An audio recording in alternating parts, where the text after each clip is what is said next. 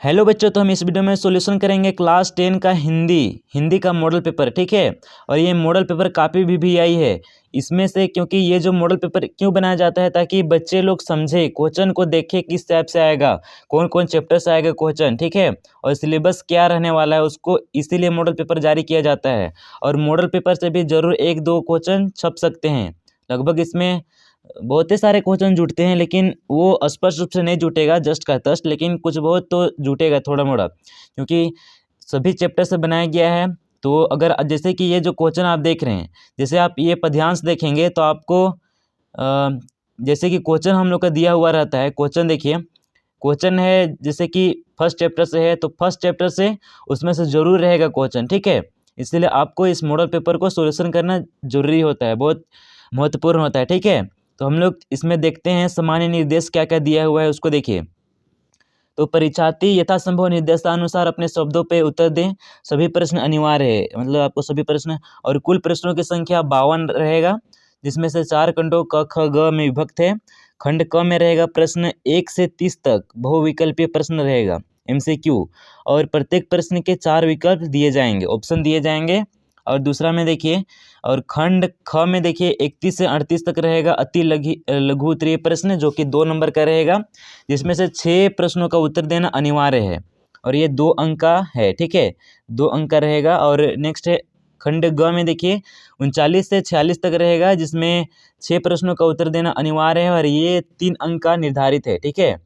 देखिए अब खंड घ में क्या है, 47 से 52 तक दीर्घ उत्तरीय प्रश्न रहेगा, जिसमें से 4 प्रश्नों का उत्तर देना अनिवार्य है, और ये 5 अंक का निर्धारित रहेगा, 5 अंक का रहेगा। ठीक है। तो देख लिया हम लोग कैसे रहेगा, एग्जाम पैटर्न किस तरह से रहेगा उसको हम लोग देख लिए। अब यहाँ पे दिया हुआ है हम लोग का खंड क में, ये गद्यांश को पढ़ना है ध्यान से, और उसका आंसर हम लोग को करना है। ठीक है। तो देखिए हम लोग गद्यांश को पढ़ लेते हैं, उसके बाद हम लोग आंसर देने का प्रयास करते हैं। तो स्वास्थ्य हमारे जीवन का सबसे महत्वपूर्ण पहलू है। स्वस्थ शरीर में ही स्वस्थ मस्तिष्क का निवास होता है। यदि हम स्वस्थ रहना चाहते हैं तो हमें अपने खान पान, दिनचर्या और मानसिक स्वास्थ्य का ध्यान रखना चाहिए। यानी ये गद्यांश हमारे स्वास्थ्य के बारे में दिया गया है। तो देखिए और आगे क्या है, संतुलित आहार, नियमित व्यायाम और पर्याप्त नींद अच्छे स्वास्थ्य के मुख्य स्तंभ है। इसके अतिरिक्त तनाव से बचना और सकारात्मक सोच रखना भी स्वास्थ्य बनाए रखने में सहायक होता है। स्वास्थ्य का सीधा संबंध हमारे दैनिक कार्यों और उत्पादकता से होता है। जो व्यक्ति स्वस्थ होता है वह न केवल शारीरिक रूप से बल्कि मानसिक रूप से भी अधिक सक्षम होता है। आज की भागदौड़ भरी जिंदगी में कई लोग अपने स्वास्थ्य को नज़रअंदाज कर देते हैं, जिसमें दीर्घकालिक बीमारियों का खतरा बढ़ जाता है। इसलिए हमें अपने स्वास्थ्य के प्रति सजग रहकर एक स्वस्थ और सुखी जीवन जीने का प्रयास करना चाहिए। ये जो गद्यांश है ये हमारे स्वास्थ्य के बारे में दिया हुआ है कि स्वस्थ रहने के लिए हम लोग को क्या क्या करना चाहिए। तो स्वस्थ रहने के लिए हमें क्या क्या करना चाहिए, तो हम लोग को योग करना चाहिए। अधिक से अधिक योग व्यायाम करेंगे तो हम उसमें, और आपको अच्छी नींद भी लेना चाहिए, नींद भी पूरा मात्रा में लेना चाहिए, क्योंकि नींद अच्छी लेने से तनाव से बचना, और मतलब आपका अगर स्वास्थ्य अच्छी रहेगी तो आपका सकारात्मक सोच बना हुआ रहेगा। ठीक है। और आप कभी आपको कभी बीमारी ये सब नहीं आएगा। अगर आप ये सब नहीं करते हो, योग व्यायाम नहीं करते हो, तो आपका दीर्घकालिक बीमारियाँ आपके ऊपर हो जाएगा। ठीक है।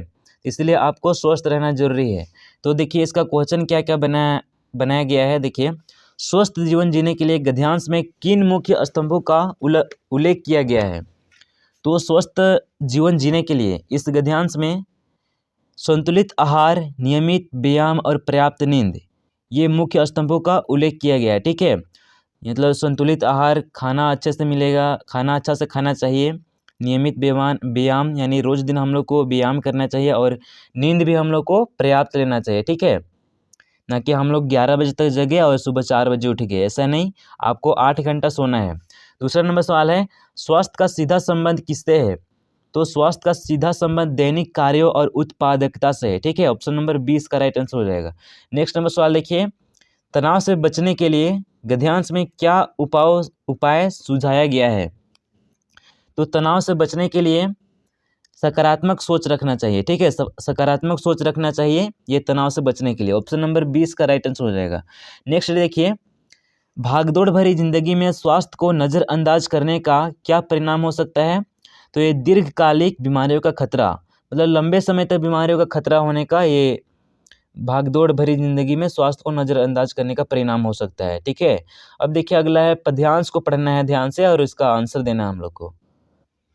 देखिए पद्यांश है, नारी है शक्ति, नारी है ज्ञान, नारी के बिना अधूरी है सृष्टि महान, वह स्नेह का सागर करुणा की धार, नारी है सृजन की अद्भुत पुकार, संघर्षों से आगे बढ़ती है नारी, हर बाधा को वह सरलता से हारी, समर्पण साहस धैर्य का प्रतीक, नारी के बिना जीवन है अधूरा अधीर, सम्मान दो नारी को पहचान दो, उसके सपनों को भी उड़ान दो, नारी है प्रकाश नारी है जीवन, उससे ही है यह जगत स्पंदन।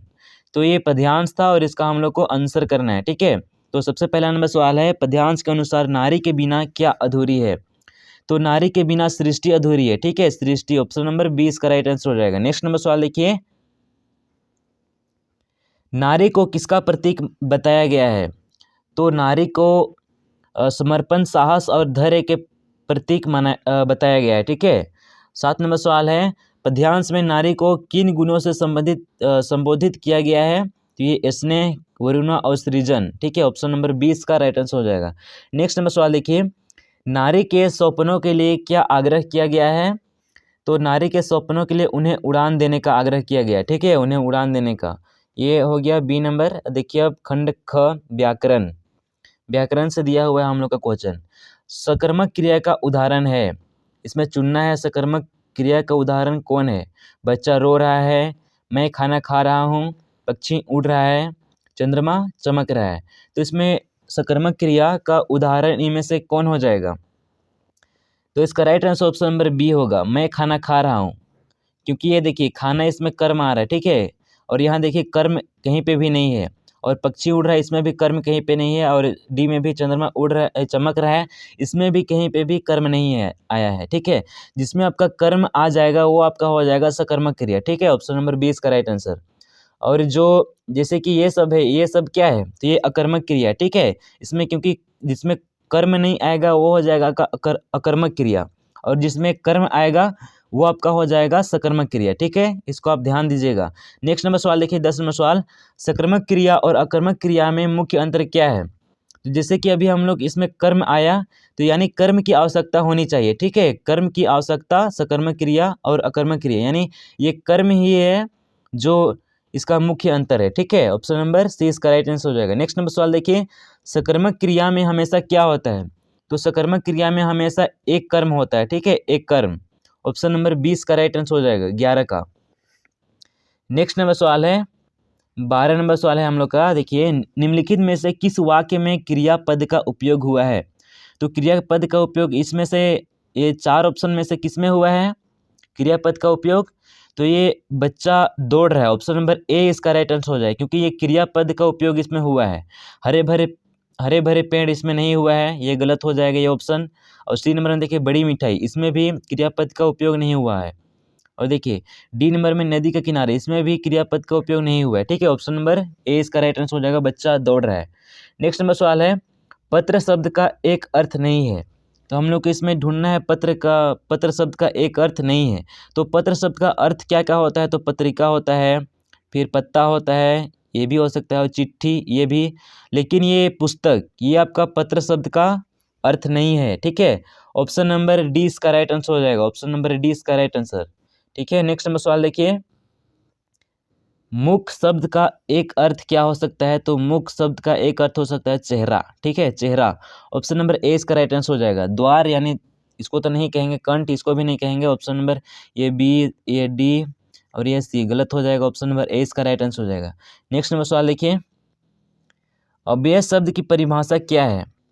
तो अव्यय शब्द की परिभाषा होता है जो अपनी स्थिति या रूप में कभी नहीं बदलता। याद रखिएगा, जो अपनी स्थिति या रूप में कभी नहीं बदलता, उसे ये है अव्यय शब्द की परिभाषा।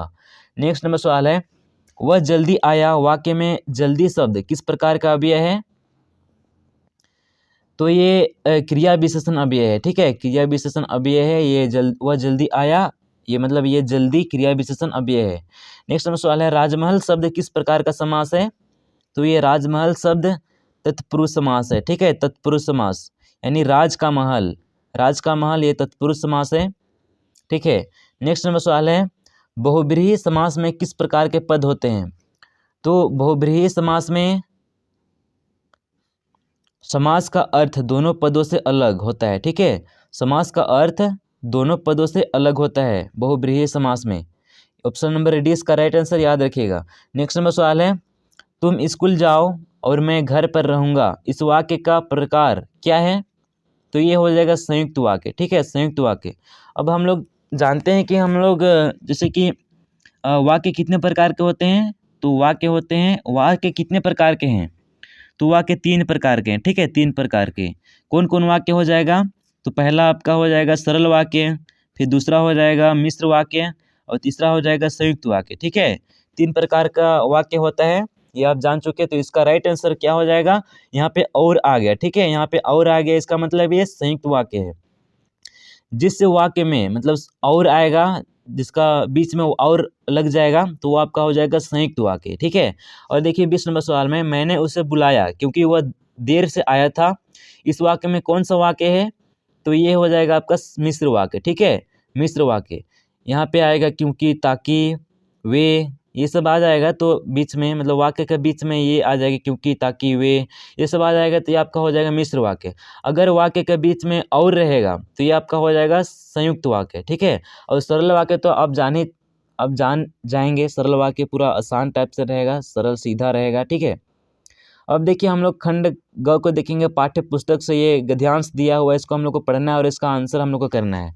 तो देखिए, बार बार सोचते क्या होगा उस कौम काम का जो अपने देश की खातिर घर गृहस्थी जवानी जिंदगी सब कुछ होम देने वालों पर भी हंसती है और अपने लिए बिकने के मौके ढूंढती है।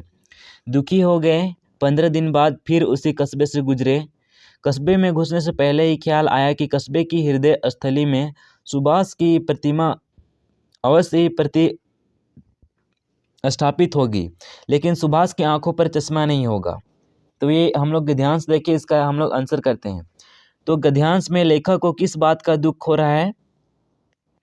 तो गद्यांश में लेखक को ये कौम की मानसिकता और अपने देश के प्रति उनकी निष्ठा, ठीक है, इस बात का दुख हो रहा है। ऑप्शन नंबर ए इसका राइट आंसर।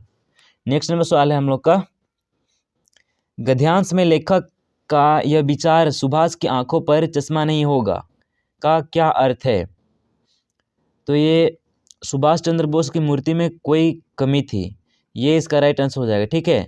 सुभाष चंद्र बोस की मूर्ति में कोई कमी थी, ये इसका राइट आंसर हो जाएगा। अब देखिए और गद्यांश दिया हुआ, इसको हम लोग पढ़ते हैं। बेटे के क्रियाकर्म में तुल नहीं किया, पतोहे से ही आग दिलाई उसकी, किंतु जो ही श्राद्ध की अवधि पूरी हो गई, पतोहों के भाई को बुलाकर उसके साथ कर दिया, यह आदेश देते हुए कि इसकी दूसरी शादी कर देना। इधर पतोहे रो रो कर कहती, मैं चली जाऊंगी तो बुढ़ापे में कौन आपके लिए भोजन बनाएगा? बीमार पड़े तो कौन एक चुल्लू पानी भी देगा? मैं पैर पड़ती हूँ, मुझे अपने चरणों से अलग नहीं कीजिए। लेकिन भगत का निर्णय अटल था, तू जा, नहीं तो मैं ही इस घर को छोड़कर चल दूंगा। यह थी उनकी आखिरी दलील, और इस दलील के आगे बेचारी क्या चलती। तो ये बाल गोविंद भगत इस कहानी मतलब ये उसी कहानी को लिया गया है इस गद्यांश में, ठीक है। उसमें क्या होता है कि बाल गोविंद भगत का एक बेटा रहता है, और वो बेटा जो है पूरा सुस्त बोदा सा था। वो उसका ऊपर मतलब उसका शादी कर दिया गया था, और उसका घर का पूरा रखवाला उसकी पत्नी करती थी, यानी वो बाल गोविंद भगत का पतोही करती थी, ठीक है। उसका बेटा नहीं कर पाता था क्योंकि वो सुस्त बोधा सा था, उसका दिमाग थोड़ा ठीक नहीं था, ठीक है।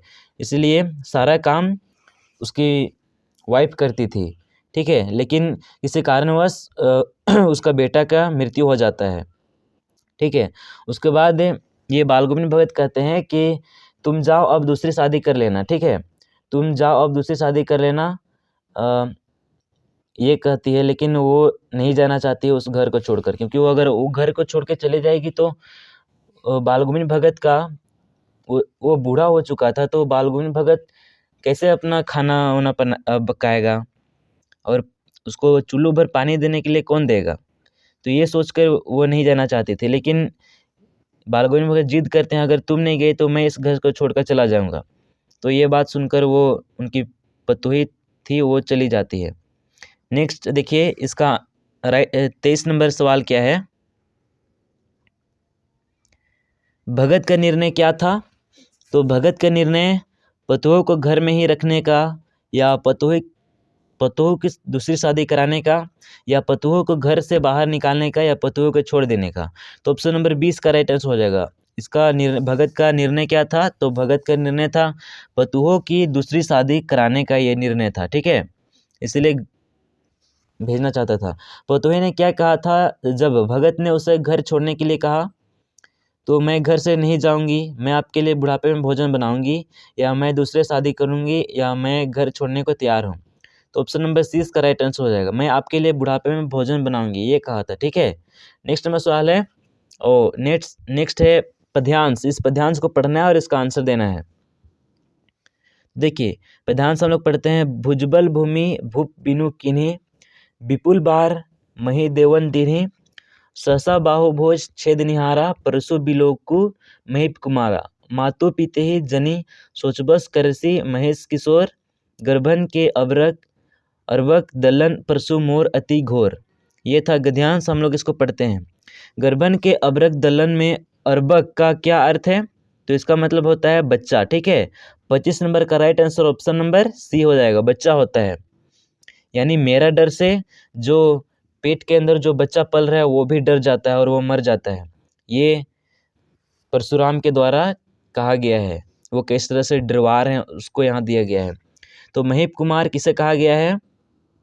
तो महीप कुमार लक्ष्मण को कहा गया है। ठीक है, ये लक्ष्मण को, ये राम लक्ष्मण परशुराम संवाद इस गद्यांश से ये लिया गया है।